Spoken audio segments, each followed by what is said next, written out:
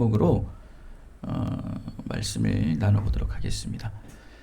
한국에는 명절들이 있죠. 설 명절, 추석 명절. 참 좋죠. 명절은. 일단 뭐 직장을 다니지 않는 사람들에게는 명절은 어른들에게 용돈을 받아서 좋고, 먹을 거는 예전에는 정말 먹을 게 없어가지고 명절이 정말 기대가 되는데, 지금 뭐 명절이나 뭐 평소나 하도 먹을 게 많으니까 그런 것 같아요. 근데 명절은 가족들이 모이기 때문에 참 좋습니다. 근데 교회에도 명절이 있어요. 크게 이제 세 가지의 명절이 있는데, 바로 이제 성탄절, 크리스마스죠. 그리고 부활절, 바로 이제 또 성령 강림절입니다. 이 세 명절 가운데 성탄절과 이제 부활절은 비교적으로 이제 많이들 일반 사람들도 알고 있는데, 성령 강림절은 좀 아무래도 이제 교회 다니고 있는 사람만 알고 일반 사람들은 잘 모르는 경우가 종종 있습니다. 우리의 죄인을 구원하시기 위해 아기 예수로 오신 주님의 탄생절이 바로 이제 성탄절이고, 죽음에서 승리하셔서 참 생명을 이루시는 또 부활절이 있고, 또 예수 그리스도께서 이루어 놓으신 이 모든 구원의 은혜들을 교회 공동체로 시작한 성령 강림절 이렇게가 있습니다. 이렇게 세 가지의 교회 명절이 있죠. 오늘은 이 성령 강림에 대해서 우리가 좀 알아보도록 하겠습니다. 이 오순절 성령 강림으로 인해서 비로소 이 땅에 눈에 보이는 이 예수 그리스도의 몸된 교회를 통한 구원세계 역사가 시작되었다. 굉장히 중요한 시점입니다. 기쁜 누리교회도 마찬가지예요. 기쁜 누리교회도 시작 또한 이 성령 강림이라는 이 구원 역사라는 한 물줄기 안에 같은 맥락에 있는 거예요. 성령의 강림의 역사로 예수님의 몸된 교회가 시작되었듯이, 우리 기쁜 누리 교회 또한 성령의 강림하심의 역사하심을 통해서 우리 기쁜 누리 교회가 시작되었다. 이것을 우리가 깨달을 때 현재 내 위치의 신앙을 볼 수 있고, 내가 앞으로 이 신앙을 가지고 앞으로 어떻게 인생을 살아갈 것인가를 볼 수 있다는 것입니다. 성령 강림절은 굉장히 중요합니다. 성령이 강림하면 우리에게 새로운 일을 주시는 거예요. 성령이 강림하면 우리에게 자유함을 주시는 거예요. 그렇기 때문에 오늘 이 성령 강림, 성령이 오셨을 때 우리의 모든 인생의 삶들을 다시 한번 시작할 수 있는 여러분 다 되시기를 예수 그리스도의 이름으로 축원드리겠습니다. 그래서 먼저 성령이 우리에게 임하면 가장 먼저 우리에게 드러나는 게 무엇이냐면은, 일단 말씀을 체험하게 하세요. 말씀을 체험하게 하시고 그 말씀을 알게 하시는 거죠. 깨닫게 한다고 그러죠. 말씀을 체험함을 통해서 말씀을 알게 된다. 3절 말합니다. 성령께서 불의 혀처럼 갈라져서 각 사람 위에 하나씩 임하였다라고 그래요. 성령께서 불의 혀처럼 갈라져서 각 사람 위에 임했다. 근데 영어로 말씀을 보시면은 모두에게 임했다는 말은 나오질 않아요. 각 사람에게. 오늘 여기 모인 성도들도 마찬가지예요. 이곳에 분명히 성령은 역사하십니다. 성령은 임하였습니다. 그런데 과연 누구에게 임하냐는 거예요. 성령은 인격체예요. 하나님의 영은 인격체이기 때문에 각 사람 한 사람들에게 임하는 거예요. 그래서 같은 말씀을 들어도 어떤 사람에게는 은혜가 되고 어떤 사람에게는 감흥이 없는 거예요. 아무런 반응이 없는 거예요. 그래서 오늘 말씀과 같이 각 사람 위에 하나씩 임했다. 뭐가 임했다고 그랬어요? 각 사람에게 임한 게 뭐라고 그랬어요? 불의 혀. 텅스죠, 영어로. 텅스. 혀가 임했다는 거예요. 말씀이 임했다는 거예요. 그게 결국 하나님의 영이 한 사람 한 사람에게 말씀으로 임했다. 그러니까 말씀을 체험하고 말씀을 알게 한다는 거예요. 굉장히 중요한 겁니다. 이 말씀이 임해야지만 교회가 시작되어지고 우리 성도들이 시작되는 거예요. 그리스도인 그러는데, 그리스도인의 시작은 그 성령으로 인하여 말씀이 우리에게 임하여야 된다. 해야 된다는 거예요.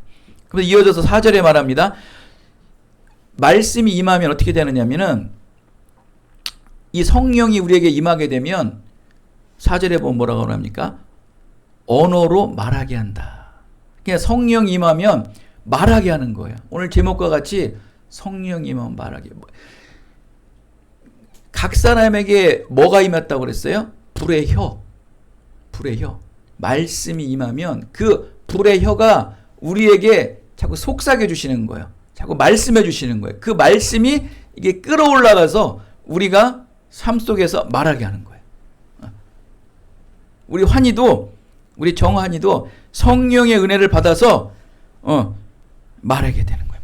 성령이 말하게 되는 거예요. 아멘이십니까? 아멘이에요. 혀가 풀려야 돼요. 혀가. 우리의 혀가 지금 계속 세속적인 말, 그냥 뭐 인본적인 말들만 하지만 이 성령이 임하면 우리의 혀가 이게 성령의 혀가 되는 거예요. 말씀의 혀가 되는 거예요. 선지자가 되고 예언자가 되고 교사가 되고 되는 거예요. 근데 여기서 너무나 신기한 일이 일어나는데 말을 하기 시작하는데 무슨 말을 하냐면은 다른 언어로 말한다. 그냥 다른 나라 말로 말한다는 거예요. 외국어로 말하는 거예요. 근데 이것을 8절에 보면 어떤 말씀을 하냐면 우리가 태어난 곳 언어로 듣게 되었다. 모든 사람들이 언어를 다르게 얘기하는데 듣는 사람들은 마치 자기 고향의 모국어로 들리는 거예요. 신기한 일이 일어나는 거죠. 그렇죠? 이게 성령 충만을 받은 제자들이 이 복음을 외국어로 말하고 그 복음의 말을 듣는 사람들은 자기 나라 말로 듣게 되는 아주 이상한 일이 벌어지게 된다는 거예요. 성령께서 한 사람 한 사람 각자에게 불의 혀처럼 임함으로써 이게 각 개인의 말씀을 체험하고 또 말씀을 깨달음으로 말하기 시작하게 되는 이 말씀의 역사가 일어난다. 그러니까 교회의 시작은 말씀의 역사예요. 말씀의 역사. 교회의 시작은 말씀의 역사. 그리고 우리 그리스도인 한 사람 한 사람들의 인격체도 말씀의 역사예요. 그러니까 내가 그리스도인으로 살아간다. 내가 정말 성도로서 살아간다. 라는 것은 이제 말씀으로 시작하는 거예요. 말씀으로. 말씀을 받아야지만 이제 그리스도인의 참된 삶이 시작되어진다. 이렇게 하나님께서는 다른 나라, 다른 민족, 이 다른 언어를 통일해 놓으십니다. 공통 분모를 만들어 놔요. 언어로서 하나를 만들어요. 왜 우리 그 외국인들, 흑인들 아니면 뭐 백인들 뭐 이렇게 외국인들이잖아요. 외국인들이 우리나라 이렇게 예능 프로 나오는데 구수한 막 전라도 사투리를 쓰고 청국장을 먹으면서 구수하다 막 이거는 정말 어른들이 하는 얘기를 그 젊은 외국인들이 그렇게 하면 어때요? 분명히 피부색은 우리랑 다르고 민족은 다르지만 마치 우리나라 사람 같죠. 그래서 굉장히 막 친근감도 생기고 그래요. 언어가 굉장히 중요해요. 그 나라가 뭐 지금 요즘에 무슨 햄버거 선전하는 그 친구 있더라고요. 그 친구가 가나라는 나라인데 되게 못 사는 나라 아니에요. 근데 한국어를 잘하니까 못 사는 나라 사람 같지가 않아요. 그렇게 언어가 통일되잖아요. 그러면 서로 이렇게 이해가 되고 감싸주는 거예요. 하나님께서 그래서 복음의 말씀을 시작하는 그리스도인들과 교회에게 언어를 통일해 주시는 거예요. 언어를 통일. 근데 그 언어가 무슨 언어인지 아십니까? 그들의 공통된 이 복음이 말하는 공통된 주제의 핵심은 예수 그리스도예요. 영어로 말하나 불어나 말하나 일본어로 말하나 중국어로 말하나 그들이 말하는 모든 공통점은 예수 그리스도. 그저 그냥 가끔 그 유튜브 같은 걸 이렇게 들으면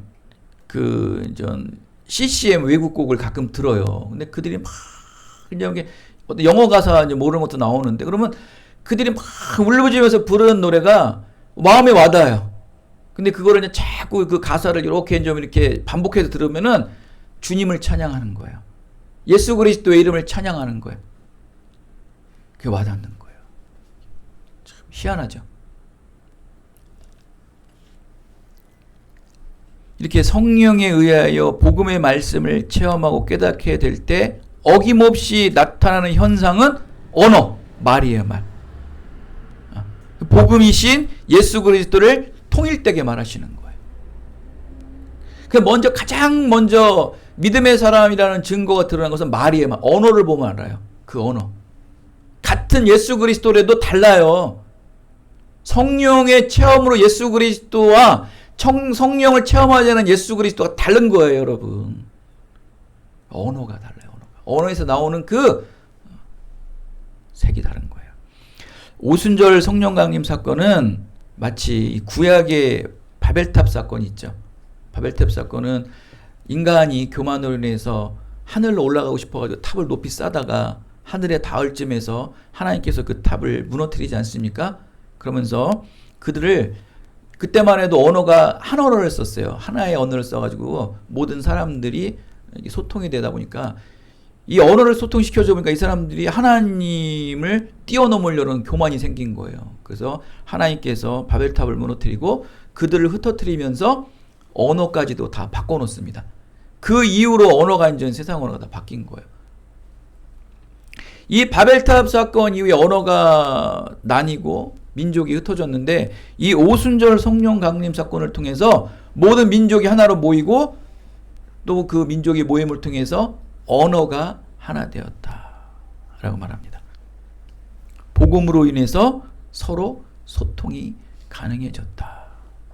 바꿔 말하면 하나님의 말씀인 복음이 이제 유대 땅을 넘어 모든 이방 사람에게도 전파되어 하나님을 아는 지혜로 하나가 되었다라는 거예요. 이건 구원 역사의 큰 획을 긋는 표징적인 사건입니다. 바벨탑에 흩어진 만민들이 교회로 하나 되었다. 교회는 하나 되는 곳이에요. 여러분 아무리 친구고 여러분 뭐 친족일지라도 다 각자만의 생각과 삶이 다릅니다. 그들의 이 삶의 루틴이 다 달라요. 습관도 다르고 생각도 다르고. 그런데 교회에 오면 동일해야 돼요. 교회는 오면 모든 생각과 마음이 하나가 되어야 되는 거예요. 그게 교회예요. 천국도요 마찬가지예요. 천국에 있는 사람들은 모든 생각과 마음이 하나예요. 하나님의 영광을 드리는 그 생각과 마음밖에 없어요. 교회도 마찬가지예요. 교회에 모이는 영혼들은 아무리 세상에 바쁘고 뭐하고 뭐 생각과 관념과 시선이 다를지라도 교회에 오면은 모두 다 쳐다보는 것이 어디예요? 모든 것이 바라보는 시선이 어디가 돼야 돼요? 오직 예수 그리스도의 십자가 그것만을 바라보는 모든 시선이 동일한 거예요. 그러니까 다 용서가 되는 거죠. 다 용서가 되는 거예요. 늘 언어가 같고 생각이 같은 거예요. 우리 그렇잖아요. 우리 남녀지간이나 아니면 처음 만나는 사람들 만날 때 보면은 이런 게임들 많이 하잖아요. 짜장면, 짬뽕 뭐 불렀는데 동일하게 얘기를 하면 괜히 그거 갖고 마음이 통해요. 괜히 막 이질감이 아닌 동질감이 생기고 그 다음에 뭐 부목이니 찍목이니 이런 말 했는데 나는 부목이야 그러면 처음 만나는데도 그것 때문에 괜히 뭐가 유대감이 생기지 않습니까? 그까지 탕수육 하나 뭐 소스에 찍어 먹니 간장에 찍어 먹니 그게 하나 통일됐다고 그렇게들 좋아할까요? 그런데 여러분 그런 사소한 거로 말미암아 공통점을 찾아도 사람끼리 유대관계가 생기는데 여러분 하나님을 알고 성령으로 인해서 언어가 같아지고 생각이 같아지고 마음이 같아진다. 여러분 그러한 공동체가 어디 있습니까 여러분? 그게 교회예요. 교회는 참 특이한 곳이에요. 세상에 모이는 그런 관점과 다른 게 교회예요. 교회에 뭐 세상에 아무리 시름이 있고 아픔이 있고 어려움이 와도 교회에만 오면은 평안하고 위로해주고 감싸주고 이게 교회에 돼야 되는 거예요. 그러면서 어느 한 그 팀켈러 목사는 그러더라고요. 이제 앞으로 이 교회는 다문화에 이 복음을 전해야 된다는 거예요.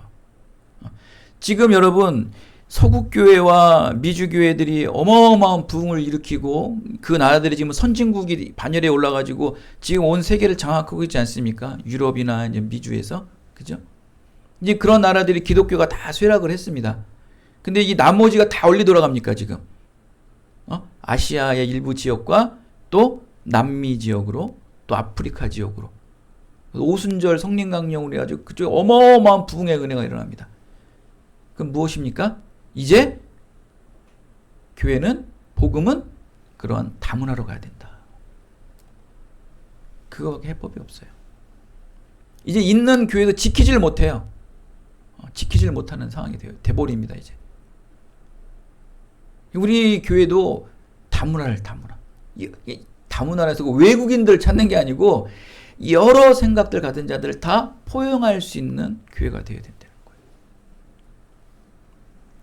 각자 개성이 있지만 교회에 오면은 그 개성이 오직 예수 그리스도의 하나로 통일이 되어야 되는 거예요. 이렇게 성령이 임하면 누구나 복음의 말씀을 체험하고 깨닫게 되므로 누구나 할 거 없이 이 예수 그리스도의 복음을 말하게 된다는 거예요. 자꾸 말해야 되는 거예요. 교회에서 은혜는 받는데 세상 나가서는 말을 못해. 예수 그리스도의 복음은 말하지 못할 망정 교회 다니는 것 자체도 부끄러워해. 아니 그게 말이 돼요?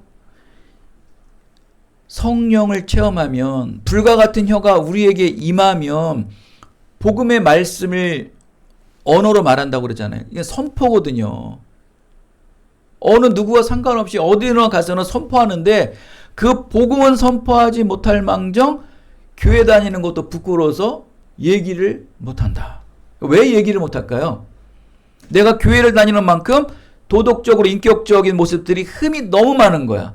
그러다 보니까 교회를 다닌다는 말을 하면 나의 그 흠과 나의 부족한 것으로 사람들에게 구설수요일까 봐 말하지 못하는 경우가 많아요. 성령의 은혜를 받지 못한 자들이죠. 오늘 말씀한 것처럼 성령의 은혜를 받은 자들은 말이 바뀌어요. 말하게 해요. 여러분 불과 같은 성령이 임하면 기적이나 막 손 올려 기도하면은 우리 사랑하는 유영민 형제가 취업을 못하고 있습니다. 취업하여 주시옵소서. 돼요? 무슨 영빨이 좀 그런 생각은 버리시라고요. 그런 게 아니고 성령이 임하면 복음의 말씀이신 예수 그리스도를 믿음으로 담대하게 어떠한 상황과 상관없이 선포하고 가르친다는 거예요. 그것도 굉장히 논리적으로 이성적으로 아주 냉철하게 가르친다는 거예요. 감정도 섞지 않고 이성도 섞지 않고 경험도 섞지 않고 오직 믿음의 지혜로 선포하는 거예요. 잠깐 저희가 되는 거예요. 사이코패스가 되는 거예요. 사이코패스가 뭔지 아십니까? 상대의 불편함들을 공감해주지 못하는 게 사이코패스 아닙니까? 그러니까 성령이 임하여 복음을 전할 때는 상대방이 듣기에 불편하든 불편하지 않든 그거와 상관없이 예수 그리스도를 담대하게 선포하는 거예요. 그래서 앞에 담대함이 붙는 거예요. 그게 정말 믿음의 사람이에요. 지금 여러분 지금 세상 나가서 세상 나가서 떠나서 여러분 가정에서도 아니면 여러분 주위에서도 그 예수 그리스도의 복음의 말씀을 선포해 보셨습니까? 그걸 못 하셨다면 여러분 성령 체험을 못 하신 거예요. 하세요. 성령이 임하면 언어가 바뀌어요. 이게 가장 첫 번째 조건이에요. 왜? 말씀을 체험하고 말씀을 깨닫게 되니까. 우리가 어떻게 예수를 믿게 되었습니까? 머리가 좋아서 기도해서 스스로 깨달아서 산속에 들어가서 돌을 닦다 보니까 예수 그리스도가 하나님인 걸 알게 됩니까? 그런 일은 절대 없습니다, 여러분. 여러분이 예수를 믿게 된 것은 성령 하나님께서 여러분 한 사람 한 사람에게 강림하셔서 말씀을 깨닫게 해주시고 예수를 구원자로 믿게 해주신 것이다. 그게 바로 예수를 믿게 된 겁니다. 절대 지난이가 아무리 얘기를 해도 안 믿어져요. 성령이 임해야 돼요. 어느 날 그 순간에 그 대화 속에 오늘 성령이 뭐같이 온다고 그랬어요? 바람같이 온대. 바람이 어디서 오는지 아십니까? 모르잖아요. 어느 날 어디서 시작된지 모르는 그 바람 같은 게 우리 모르게 늘 지나니까 교회와 영민아 교회와 그런 말이 어느 날 갑자기 휙 하면서 다른 때처럼 다르게 느껴지는 거예요. 이게 성령의 역사예요. 성령의 역사.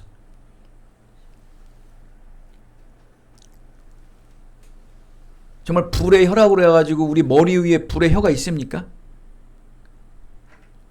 이렇게 여러분 하나님의 말씀인 설교를 들을 때 성령께서 불의 혀로 타오르게 함으로 뜨거운 감동의 깨달음을 주시는 거예요. 그럴 때가 있어요.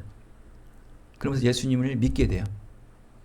즉 예수님이신 말씀 있잖아요. 예수님을 믿게 된다는 게 어떠한 형상을 믿는 게 아니고 이 성경에 기록된 말씀 한 구절 한 구절 한 단어 한 단어가 믿어지기 시작해요.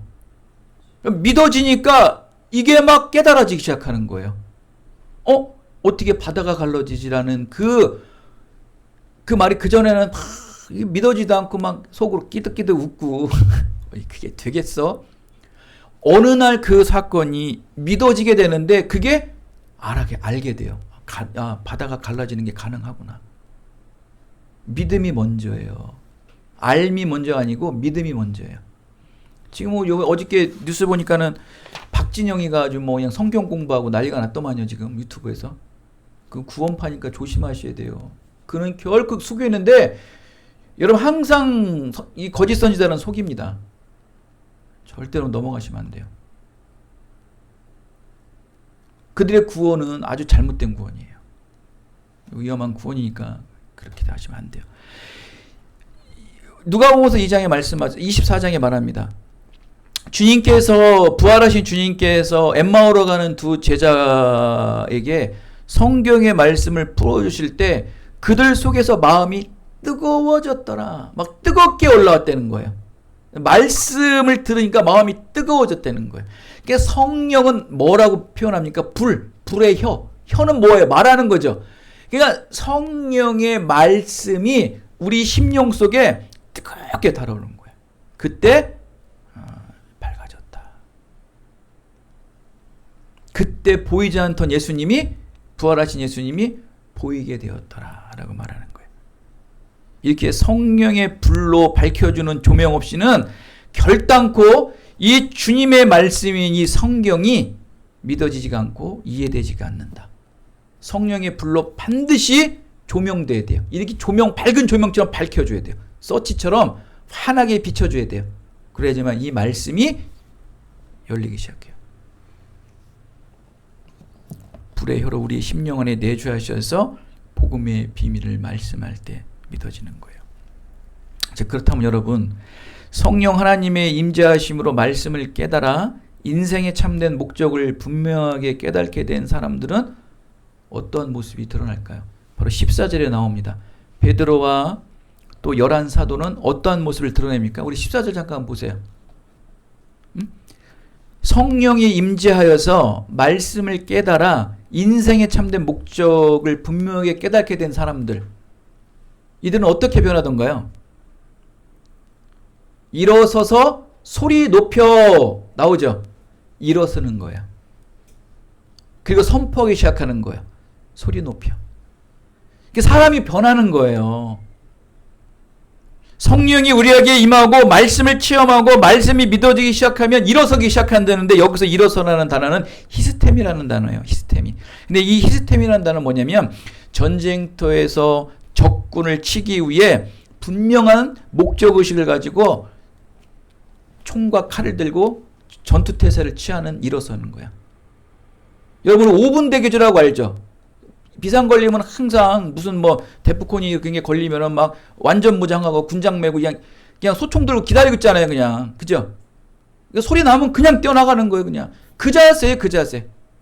그러니까 성령의 말씀이 나에게 이해하면 그냥 늘 이 스테미 같은 자세, 일어서는 자세, 이 전투 태세를 갖추고 있다는 거예요. 늘 소리 높여 하나님의 말씀을 선포하는 거예요. 이게 복음 사명이 인생의 분명한 동기부여가 되는 거예요. 명분이 되는 거예요. 이 땅에 예수의 몸된 교회를 위해 이 작은 예수와 같이 참된 제자의 삶을 살기로 아주 굳게 정하였기에 일어서서 소리 높여 전투태세를 갖추며 이 땅의 삶을 맞붙여 살아가는 거예요. 베드로와 11사도들은 이렇게 성령 충만함을 받아 말씀의 깊은 뜻을 깨닫고 보니까 자기가 어떻게 살아가야 하는지 분명하게 보였던 거예요. 일어설 수 있었던 거예요. 지금 여러분 낙마하고 실족도 했죠. 내 인생 어떻게 살아야. 여러분 정말 중요한 시기입니다. 여러분 지금 여러분이 갖는 직업은요 평생 가는 거예요. 평생 간다고 보시면 돼요. 굉장히 중요한 시기예요.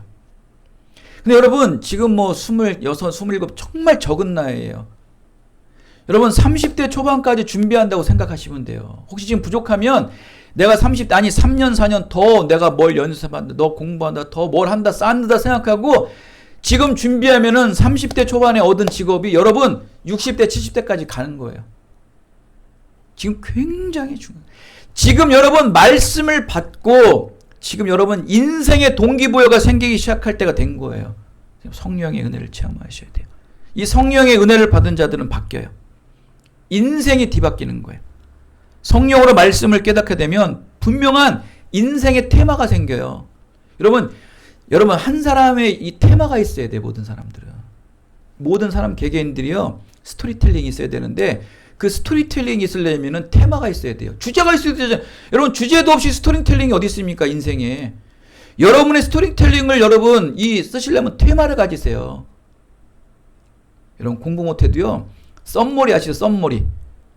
그 내용의 주제만 핵심만 빼가지고 머리글만 쓰는 거 공부 잘해요. 요점 정리만 잘해도. 그 아무나 하는 거 아니에요. 그렇기 때문에 여러분 여러분이 그 길을 보지 못하신다면 주님께서 그 길을 보여주시는 거예요. 성령이 임하여 말씀을 깨닫게 되고 말씀을 알게 되면은 여러분의 인생의 테마가 보기 시작하는 거예요. 그럼 그 테마대로 사는 거예요. 그걸 잡으셔야 돼요. 그걸 못 잡으면 여러분 맨날 헤맵니다. 사람은요 아무리 사람이 말하고 여러분 하물며 부모가 말해도 사람 말 안 들어요. 제가 자식들도 마찬가지고 아무리 얘기해도 안 들어요. 여러분도 나중에 결혼해서 자식들 키워보십시오. 말 듣는 안 들어요. 사람은 절대 사람이 말해서 안 들어요. 여러분 지금까지 모든 사람들에게 말을 들어서 여태까지 살았는데 이 모양 이 꼴이십니까? 좋은 교사들도 있었고 좋은 선생도 있었고 좋은 선배도 있었고 좋은 인생의 길잡이도 있었는데 똑같지 아직까지도. 저도요 그렇게 살았어요. 저도 37, 8년을 그렇게 그냥 세상에 아웅다웅 그냥 돈 벌고 뭐하고 어느 날 수 없는 좋은 말도 더 높은 사람 많은 유명한 사람한테 말을 들어도 안 바뀌어요. 그때는 끄덕끄덕 맞아 저렇게 돼야지. 10가지의 인생의 성공의 규칙 적어놓고 그냥 차에다 묻혀놓고 안 돼요. 근데 성령님께서 나에게 찾아오셔서 어느 날 한번 뒤집어 놓는데 인생이 확 바뀌더라고요. 180도가 아니에요. 360도 완전 바뀌는 거예요. 그러면서 있던 모든 사업체, 직장 다 갈아엎고 이 길을 가는 거예요. 절대 쉬운 일이 아닙니다. 여러분 36, 7이면요. 한참 가정을 읽어야 되고 인생의 허리 같은 시간이라 중심 시간이에요. 그때 세워놔야 6, 70대 사는 거거든요. 근데 그 시간 하나님께서는 저를 꺾어 놓으셔가지고 이 길로 가게 하시는 거예요. 굉장히 교만하고 사람 말 듣기를 뭘로 알았어요 저는. 지금도 그런 게 좀 있어요. 근데 많이 들으려고 하죠. 근데 하나님이 그 말을 꺾어 놓으시니까 꺾이더라고요. 여러분 하나님 만나셔야 돼요. 이 성령 하나님 만나지 않으시면 여러분 인생 절대 안 바뀝니다. 여러분 인생의 테마가 안 생겨요. 여러분 인생의 테마를 갖고 싶으십니까? 여러분 그 제주도 가면 엄청 많더라고요. 박물관들이. 근데 그 박물관마다 다 테마가 있어요. 그죠? 다 무슨 테마. 제가 그때 그 교회에서 수련회를 갔는데 제주도를. 근데 다른 박물관을 많이 갔는데 한 군데를 못 갔어요. 학생부들이랑 가서. 무슨 박물관인지 아시겠죠? 성박물관. 그게 있어요. 박물관이. 웃지도 않네. 그 웃으려고 얘기한 건데. 그거는 이제 남녀 시간에 가는 건데. 학생부를 데려가는 그룹. 근데 그게 자꾸 여원이 나뭐.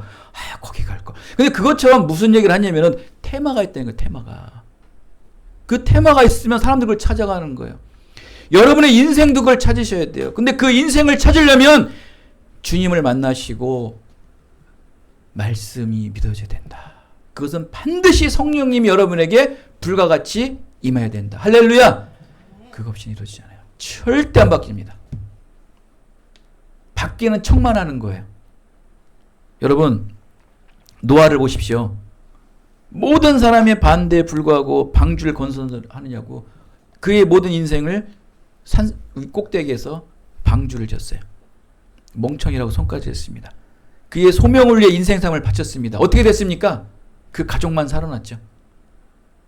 바울은 어떻습니까? 예수를 만난 바울은 지금까지 본인이 중요하다고 생각하던 모든 것들을 배설물로 여기며 살았습니다. 어떻게 됐습니까? 로마에까지 복음을 전하고 전 세계에 복음을 전하는 위대한 하나님의 사도가 되지 않습니까? 여러분, 뭐 멀리 볼 필요도 없습니다. 가까운 데를 보십시오. 한국에 선교를 연 언더우드 아펜젤러 선교사를 보십시오. 조선이라는 그 낙후된 지역을 그 두 선교사가 와서 그 청춘 때 한국 땅에서 풍토병에 걸리고 전염병에 걸리고 사고로 불의의 사망을 겪지만 그들의 시신은 우리나라에 묻혀 있어요. 그래서 조선 땅에 죽게 됩니다. 그러면서 그들의 그 피와 눈물과 땀으로 인해서 복음의 선교가 일어나서 한국의 기독교가 지금 이 시간까지 오게 된 것입니다. 바로 이것이 성령이 임하여 말씀으로 변화된 사람들의 삶이라는 거예요. 여러분 일어서셔야 돼요. 소리 높이 하나님의 이름을 찬양하시고 송축하시고 선포하시고 사셔야 되는 거예요. 그게 성령이 만져요.